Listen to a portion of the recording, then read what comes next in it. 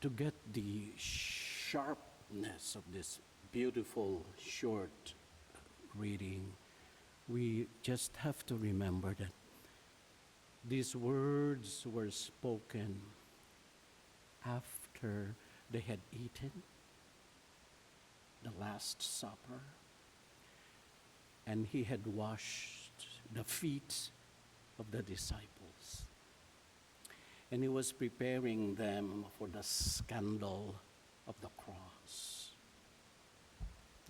And yet, it is astonishing that he would say,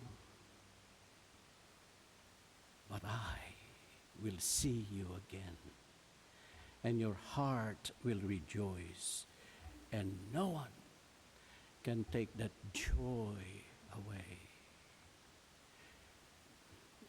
This is the beautiful contrast here.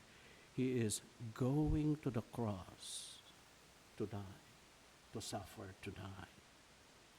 But he is also coming to each one of us,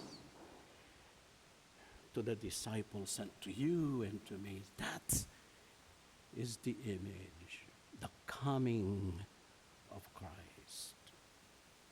You and I came here today bearing our own weaknesses, the weaknesses of our bodies, our aging, the weaknesses of everything that we are taking our prescribed medicines for.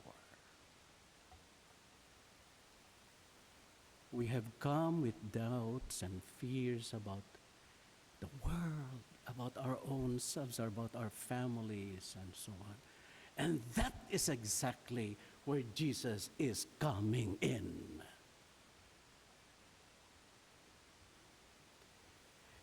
Every Eucharist that you come to, and Jesus from the cross is coming unto you in his risen life, is real joy that will never be taken away, whether we feel it or not emotionally. But there is something, because that is what Jesus does. All those diminishments, he does not take them away. No, he does not. But he takes them away and transforms them again into his own risen body. And that is the joy that can never be taken away.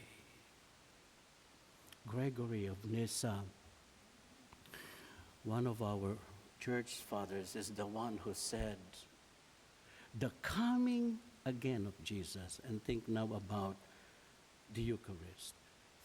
Think now about the washing of the feet, that every time you wash somebody else's feet, and especially the poor, as John Chrysostom would say too, every time we do that, then Christ really is taking us through purification, through the prayers, through contemplation, through the surrender that we give when we say, Lord, is this what it is all about now?